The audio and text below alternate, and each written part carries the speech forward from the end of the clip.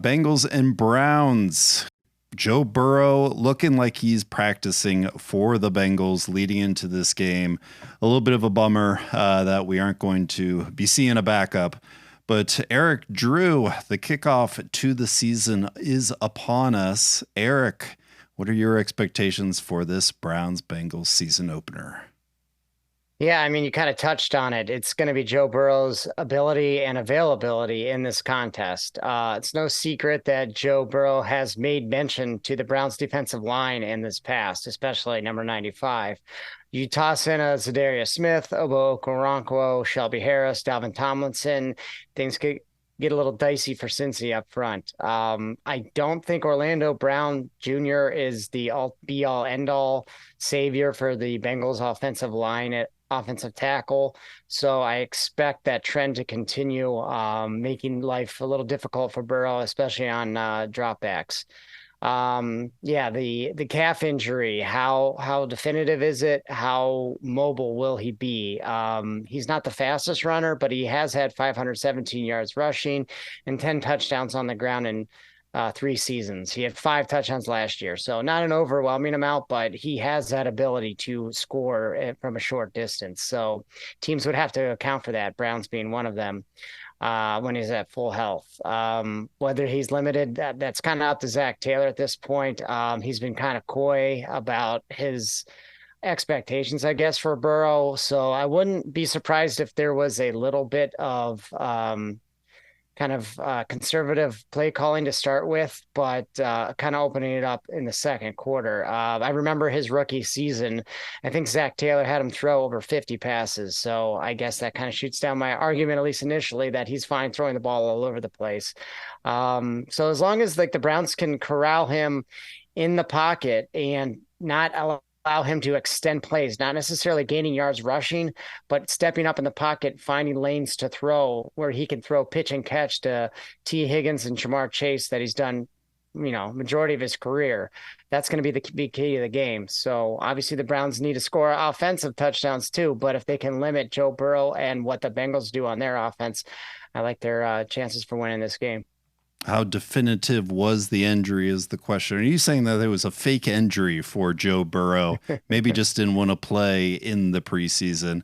We will see how spry he looks out there. But we have our own injuries going into week one that are certainly not fake. Drew, what worries you about this injury report that we will see here soon?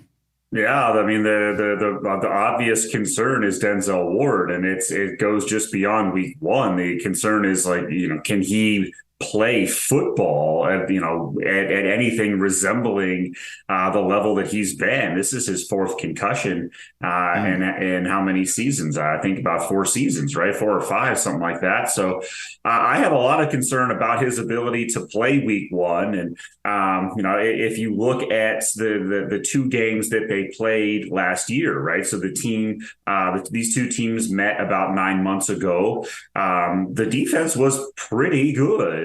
Joe Burrow only completed 54% of his passes, 239 yards. They had one guy, Jamar Chase, 10 receptions, 119 yards, a touchdown. And that did open some things up for Joe Mixon, who had 14 carries for 96 yards. If you look at the game from 11 months ago, the Bengals were without one player. Joe Burrow attempted 35 passes that game. No Bengals receiver had more than 50 yards receiving. Joe Mixon had 27 rushing yards. The Browns defense just totally shut them down. And I think that is the key to the game, is you have to find a way to slow down Jamar Chase. If you can do that, I think this Bengals team is very pedestrian, if I'm being honest. I understand Bengals fans don't like hearing that. They'll tell you how great T. Higgins is, how great Joe Mixon is. And I think that's just, I get that T. Higgins is like an excellent number 2 receiver on a team. But if you can shut down Jamar Chase, you can stop this whole Bengals offense. And that's going to be the key to the game. When the Browns have shut down Jamar Chase, the Browns have absolutely dominated this team. And if Denzel Ward can't go, I think the Browns are going to have a really difficult time stopping number 1 for Cincinnati. You go into the history of Browns Bengals. it's pretty sunny. You see our record winning most of the most recent games against the Bengals, but losing this most recent one. So there certainly is a good streak that's going on. Another streak, the season opener. This is game one that we will always be wary of. But to Eric, I think a big part of it is going to be Deshaun's input into this game, and if he's going to show up to lead the Browns to the win here. Yeah, and to Drew's point, I don't think Bengals like the word pedestrian because they don't know what it means, but we'll worry about that later. But yeah, so in addition to Watson, having a good performance, throwing the ball well, getting the ball to his receivers, scoring points, I think another success that the Browns are going to have is kind of have that dual-headed threat. Being successful on the ground. 3 of the 4 losses the Bengals had last year in the regular season were to teams that rushed over 100 yards. The other one was kind of that fluke loss to the Steelers where Burrow was, coming off a time off, had 4 interceptions.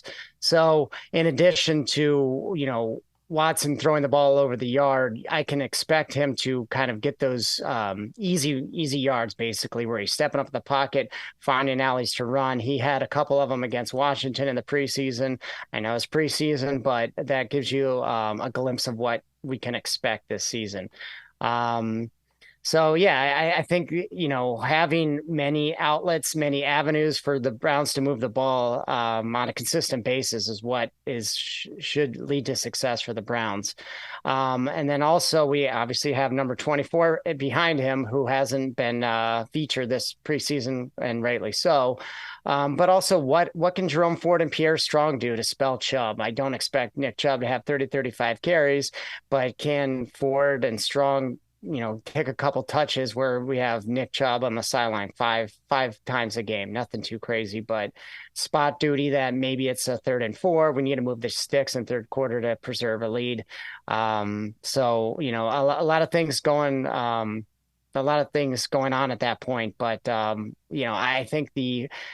I know it's going to be difficult for Stefanski, but as long as he can kind of not go pass happy and kind of work the run in pretty consistently, I really like the Browns' chances.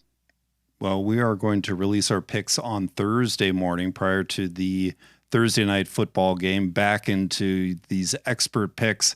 You'll see that soon.